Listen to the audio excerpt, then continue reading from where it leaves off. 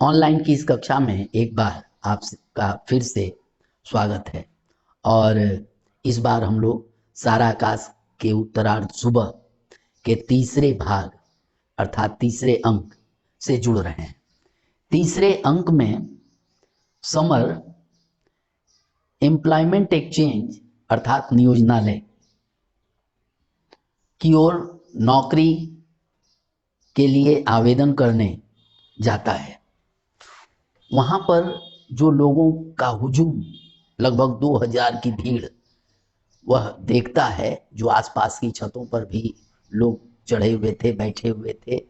तो जीवन में उसने पहली बार नौकरी के लिए इतनी भीड़ देखी। उसकी हिम्मत काम नहीं करती है और वह लौट पड़ता है। मार्ग में उसे प्रभा की फटी धोती की याद हो आती है और वह सोचता है कि आज धोती की मांग वह घर में करेगा।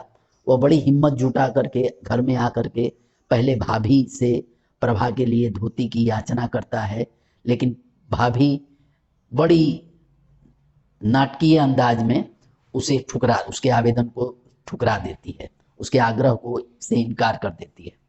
इसके बाद बात अम्मा के पास जाती है। अम्मा सुनते ही और ज़्यादा आग बबूला हो उठती है। यहाँ तक कि अम्मा की बात सुनकर बाबूजी भी आकर काफ़ी खरी खोटी समर को सुना देते हैं और समर इन बातों से काफ़ी जो है आहत होता है। स्वयं प्रभा आकर के कमरे में समर से कहती है कि आपको इसके लिए क्या जरूरत पड़ी थी, मैंने तो आपसे नहीं कहा था कि मुझे नई धोती चाहिए। इन सारी बातों से प्रभा के प्रति उसके मन में और आदर की भावना बढ़ जाती है। फिर से वह अपने पैरों पर खड़े होने के लिए अपने सर्टिफिकेट को माने पॉकेट में रख करके वह फिर से एक बार एम्प्लॉयमेंट एक्सचेंज पहुंच गया। वहाँ बेरोजगार लोगों की भीड़ इतनी ज़्यादा थी कि उसे देख करके माने उस भीड़ में वह भी काफ़ी धक्के मुक्के खाता है।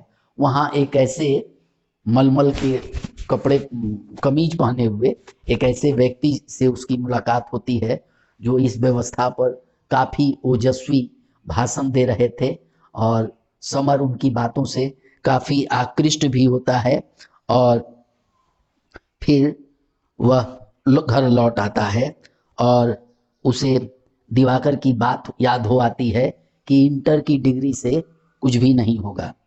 और इसी बीच घर पर रमा का पत्र आता है। रमा प्रभा की अंतरंग सहेली है जो उसके माने स्कूल लाइफ में उसके साथ पढ़ती थी और दोनों के बीच काफ़ी घनिष्ठता थी।